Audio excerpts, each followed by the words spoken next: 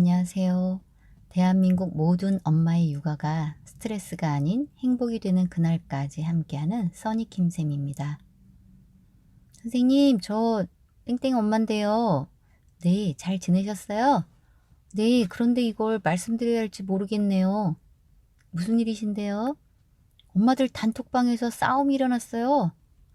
아니, 무슨 일로요? 예전에는 엄마들의 소통 창구가 밤모임이었어요. 그런데 지금은 단톡방인 경우가 많더라고요. 교실이나 학교에 무슨 일이 생기면 엄마들의 단톡방은 불이 납니다. 그러다 엄마들끼리 상처받는 경우도 생겨요. 한 아이에 관해 엄마들끼리 이야기하다 보면 그 아이의 엄마가 상처를 받게 됩니다. 그런데 가만히 들여다보면 글로 쓰다 보니 표현의 차이 때문에 그런 경우가 많아요. 얼굴을 보고 말로 하면 아무것도 아닌 일들이 부풀려지고 큰일처럼 보여지는 경우입니다. 아가 어가 되는 경우도 있어요. 또 사람마다 글 쓰는 성향이 다릅니다. 네, 네, 네 등 이모티콘의 느낌이 다르지요. 글로는 그 마음이 제대로 잘 전달되지 않는 경우가 있어요. 단톡방으로 인해 마음에 상처받은 엄마들의 이야기가 더 이상 들리지 않았으면 좋겠습니다. 다른 것이 사이버 폭력이 아니에요. 아이들에게만 사이버 폭력을 가르칠 일이 아니라는 거죠. 아침에 아이들을 등교시키고 나면 몇 명의 엄마들은 자연스럽게 근처 카페나 빵집으로 모입니다. 엄마들이 모여서 소소한 일상을 이야기해요. 좋은 정보도 주고받고 좋지요. 그러다가 학급이나 학교, 교육에 관한 정보를 주고받습니다.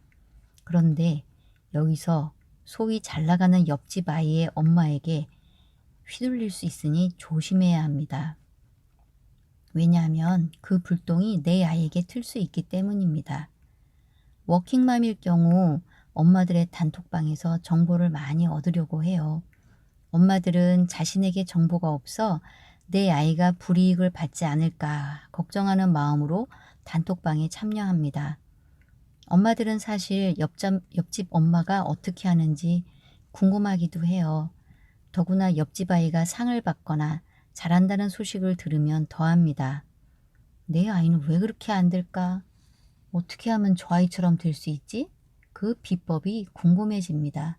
저도 그랬어요. 특히 책을 많이 읽는 아이들을 보면 그렇게 부럽더라고요. 우리 아이가 책 빨리 읽어요, 언니. 하루에도 세상에 몇 권씩 읽어요. 아, 그래? 어떻게? 아, 학원 다녀요. 근데 아이는 힘들어하지는 않아? 네, 잘 다녀요. 예전에도 책을 좋아하지 않았니? 네, 그런데 학원 가서 배우더니 책을 더 빨리 읽네요. 그래? 무슨 학원인데? 후배의 말에 귀가 번쩍했습니다. 저는 아이들의 독서 교육에 관심이 많았어요. 교실에서는 아침 자습 시간을 독서 교육과 창의력을 높이는 데 쏟았습니다. 집에서도 아이들에게 책을 많이 읽히려고 노력했어요. 자기주도 학습 습관의 기본은 독서라고 생각했기 때문입니다. 그런데 후배의 아이들이 책을 많이 읽는다고 하니까 관심이 갔어요. 우리 아이들에게도 슬쩍 시켜볼까 했는데 저희 아이들은 싫다고 해서 할 수 없이 아쉬운 마음을 접었었습니다. 그런데 가만히 생각해 보니 무조건 빨리 읽는다고 좋은 것이 아닐 수도 있다는 생각이 들었어요. 후배의 아들은 그 방법이 잘 맞아 다행이었지만 우리 아이들은 맞지 않을 수도 있기 때문입니다. 아이의 성향에 따라 다릅니다.